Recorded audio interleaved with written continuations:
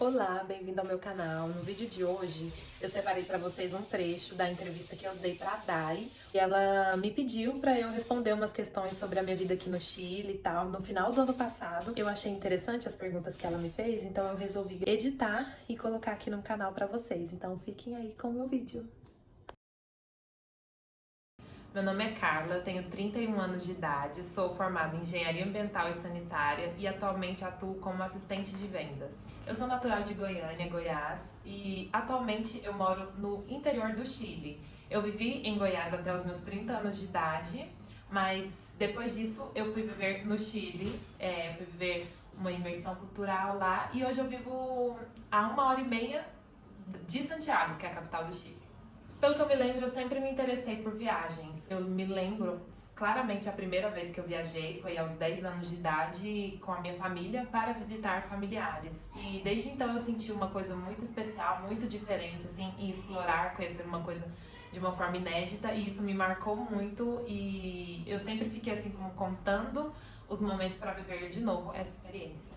Meu primeiro destino foi com 23 anos, quando eu fazia estágio, e aí eu pude pagar, assim, finalmente uma viagem com os meus próprios recursos. Eu fui para São Paulo e eu fui visitar familiares e aproveitei também para explorar. Até então eu tinha feito viagens assim com a família ou então viagens com a universidade, e mesmo sendo viagens assim menos turísticas, eu sentia assim esse desejo, essa vontade, essa felicidade com o movimento.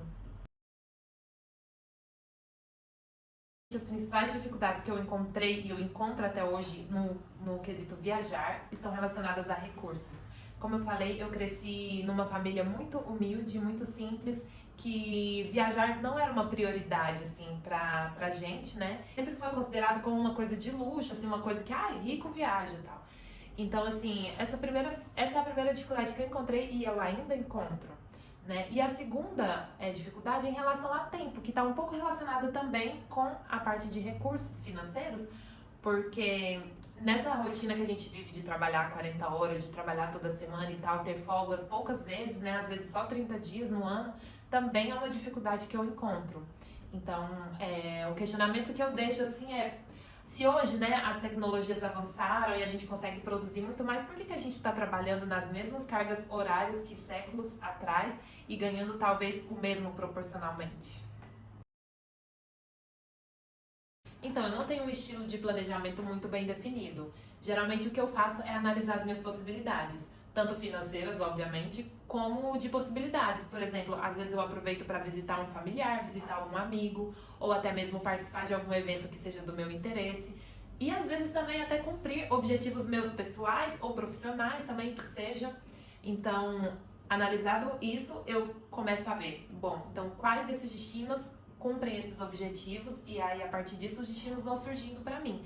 E aí, tendo o destino em vista, eu começo a pensar a questão de o que eu gostaria de fazer, que experiências eu gostaria de viver naquele local. Porque assim, eu não gosto de uma coisa assim engessada, fazer um roteiro pronto, não sei, ter uma experiência turística clássica, assim. Eu gosto de ter uma experiência mais local, assim, talvez. E assim eu planejo minhas viagens. Eu sempre tive o sonho de viver uma imersão cultural, né? Isso pra mim sempre foi uma demanda muito forte, assim, muito latente. E eu estava planejando fazer isso em 2020, né? Seria tipo assim, o ano da virada na minha vida. E aí o que aconteceu? A pandemia. E aí nesse período eu fiquei assim completamente estática, demorei um tempo até para assimilar tudo isso, mas depois de um tempo eu percebi que também seria um tempo de preparação, de organização da minha vida, para deixar tudo pronto para quando isso passasse eu pudesse viver. E de fato foi isso que aconteceu.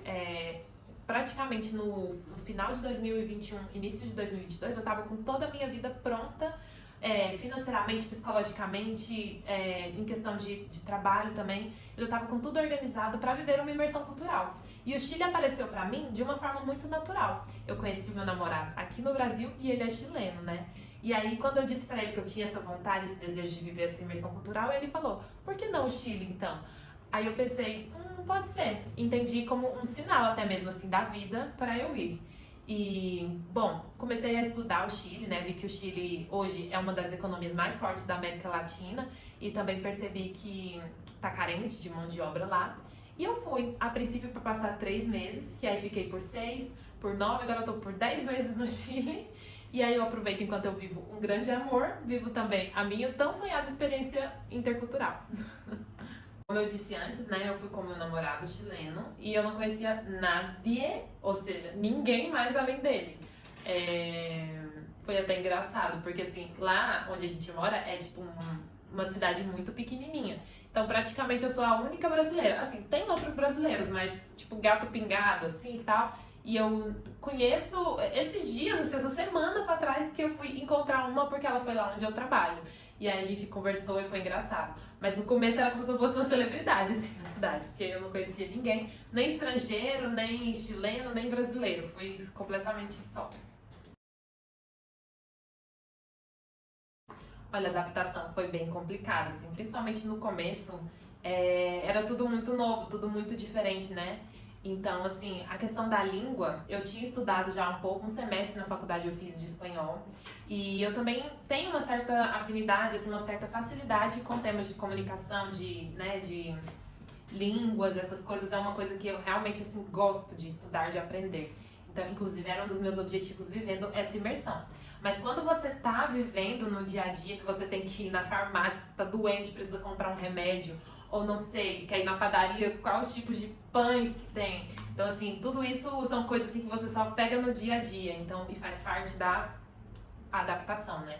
Então, assim, quando eu estava lá e, por exemplo, queria me fazer compreendida, às vezes eu não conseguia expressar a minha personalidade completamente nas primeiras semanas ali, então foi difícil, isso me frustrou bastante no começo, mas depois isso acabou sendo até um impulso para eu pegar e pesquisar mais e começar a observar mais como as pessoas falavam para eu poder enriquecer mais o meu vocabulário, né? Então, assim, depois que eu passei essa parte, né, de adaptação, que eu perdi um pouco de medo, de vergonha, eu consegui me expressar e me encaixar melhor, assim.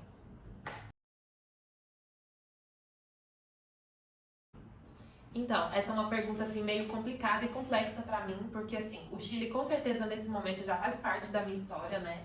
Mas eu confesso que eu tenho muitas vontades de explorar outros lugares, assim, até mesmo no Brasil eu tenho essa vontade. Então, eu não sei ainda como as coisas vão se dar, se eu vou ter uma base fixa no Chile, né? E só o tempo mesmo vai poder dizer como isso vai ser.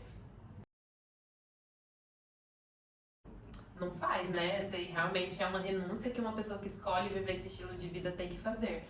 Porque realmente a saudade aperta, os momentos, né, aniversário, as datas comemorativas não têm o mesmo significado.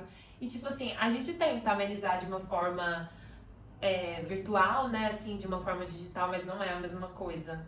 E aí, assim, é aquela coisa, a gente tenta se organizar para sempre estar indo visitar também, é outra forma de tentar amenizar. Mas realmente é uma renúncia que a gente acaba fazendo.